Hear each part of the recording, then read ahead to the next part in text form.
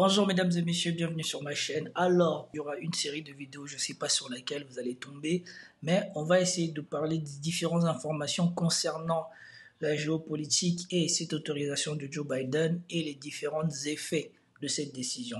Commentez, likez, partagez pour me soutenir et soutenir la chaîne. Sans plus tarder, nous passons en vidéo.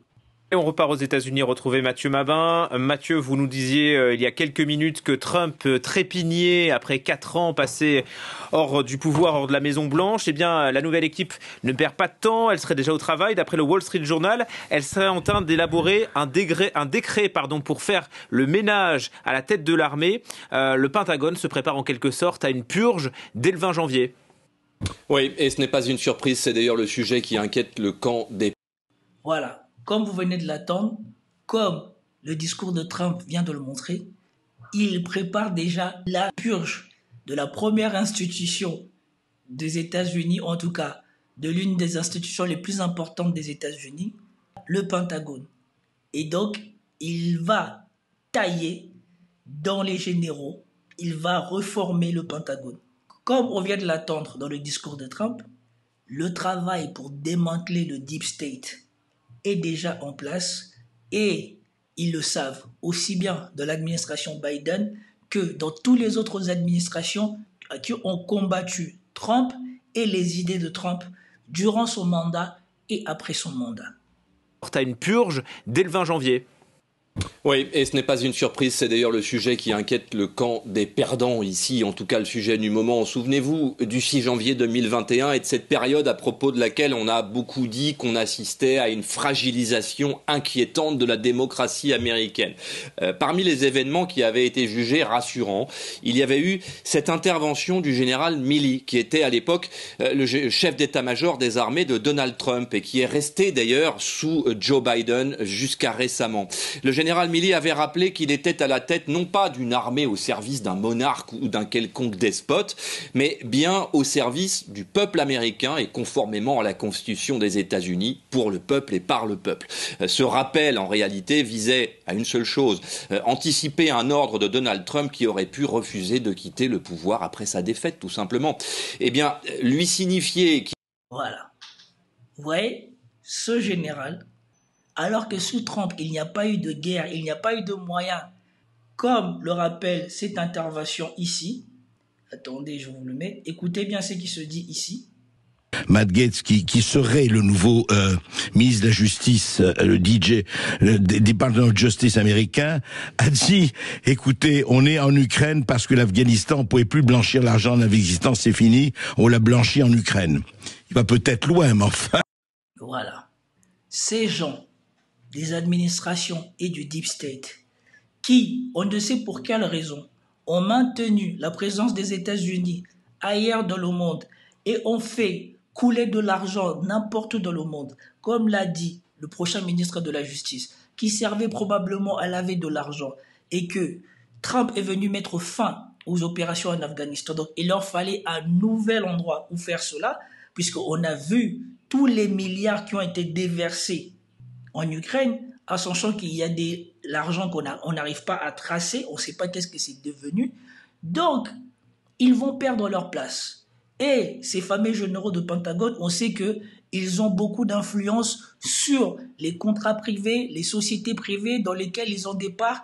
Et vous voyez bien que ce général-ci, à la fin du mandat de Trump, se positionnait non pas pour défendre les Américains, mais probablement pour lutter contre Trump et pour foutre Trump en dehors de la Maison-Blanche si jamais il aurait contesté l'élection de Joe Biden. Et donc, lui, il se sait déjà cuit. Qu'il ne pourrait pas compter sur l'armée pour se maintenir au pouvoir. C'est le même général Milley qui, quelques semaines avant le scrutin de 2024, avait souligné les travers despotiques et même fascistes, ce sont les mots qu'il a utilisés, de Donald Trump, encore lui. Pourtant, l'ancien... Voilà.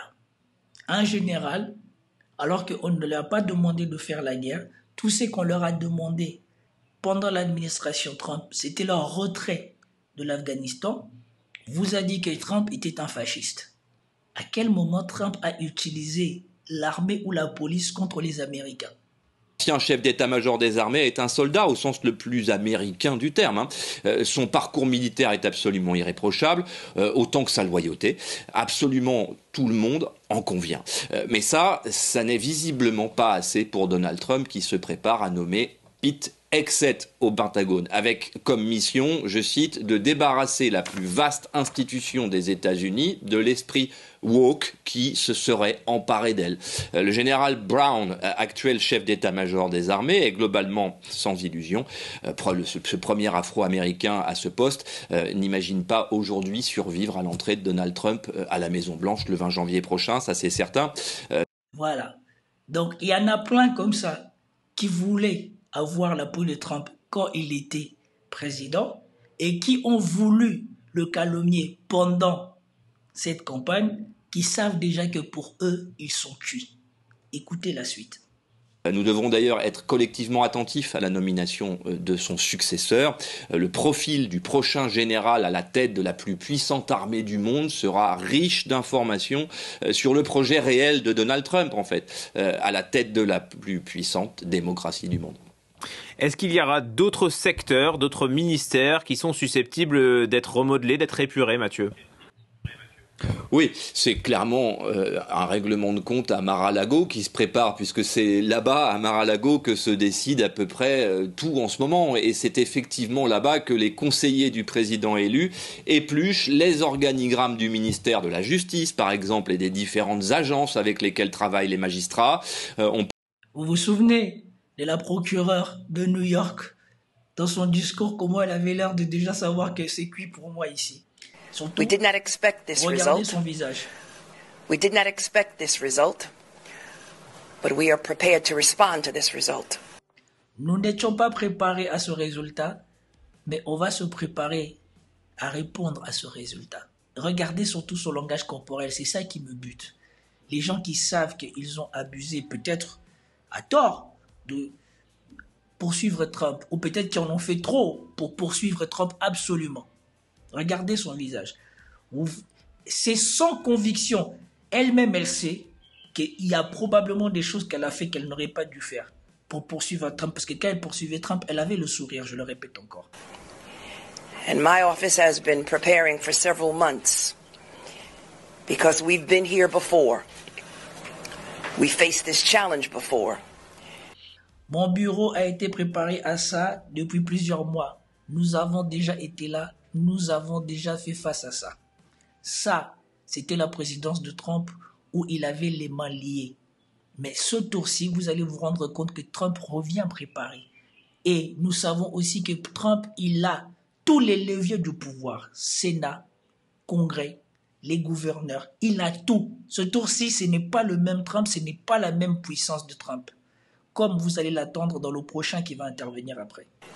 And we use the rule of law to fight back. Regardez vous-même. Ça sent que elle sait qu'elle est cuite.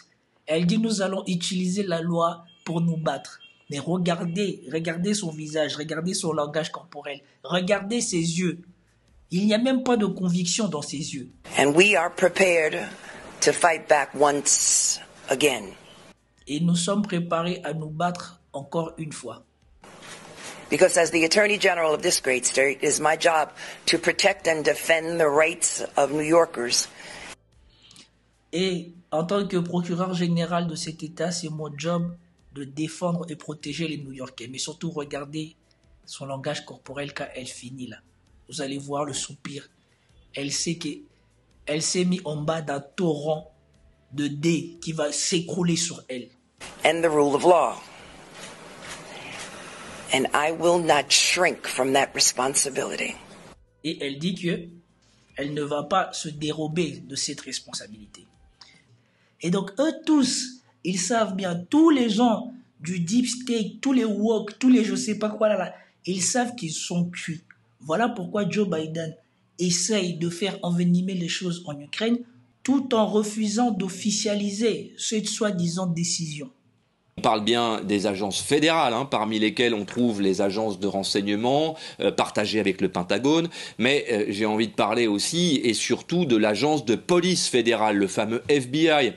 Imaginez, Julien, dans quel état se trouvent aujourd'hui les directeurs qui ont été en charge justement de mener les perquisitions à Mar-a-Lago il y a 2 ans. Vous vous en souvenez?